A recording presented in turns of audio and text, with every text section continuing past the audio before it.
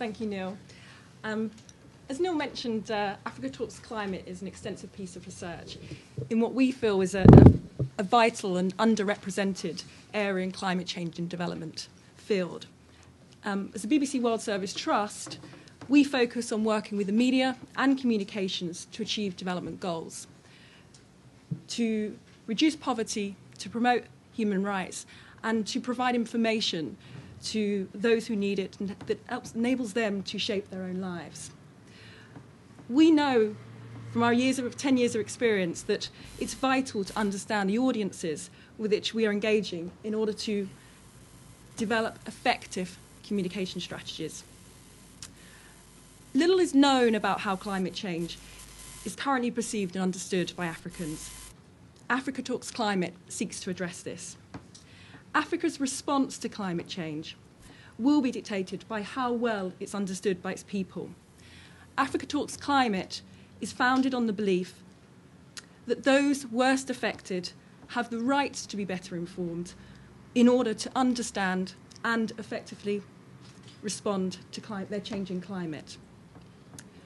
Providing people with information is therefore vital. We're delighted that we could be here today and share the research findings. I have my fingers crossed that Sam Otieno will be able to join us. I'm getting the thumbs up, which is a good sign.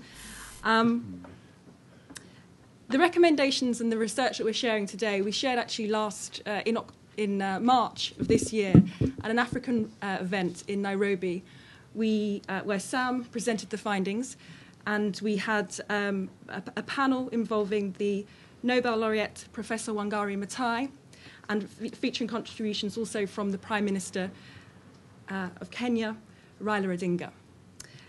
What that launch showed us, and reactions from the people there, from the media, from opinion leaders in this area, and government reflections, we talked to sort of reinforce the vital need for effective, long-term strategies to delivering climate information to those most in need.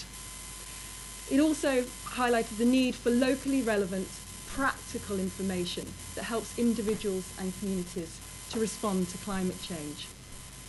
It also the need to open up spaces for communities and leaders to engage in debate and dialogue on these issues. And also the structural support to the media to enable them to deliver on these demands.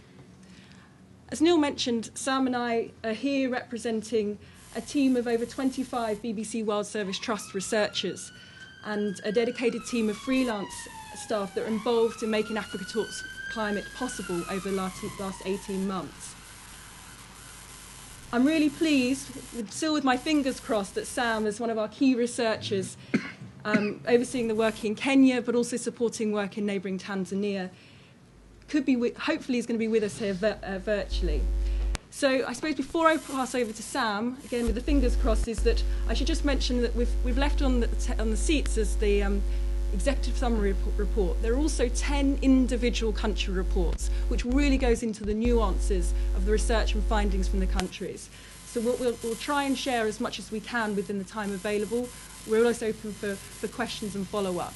The other thing I should mention is that based on the research, James Dean, our Director of Policy, also produced a policy briefing based on the findings from Africa Talks Climate, and that is also available on the Trust website. So thank you, and I'm looking hopefully, if I say, over to Sam.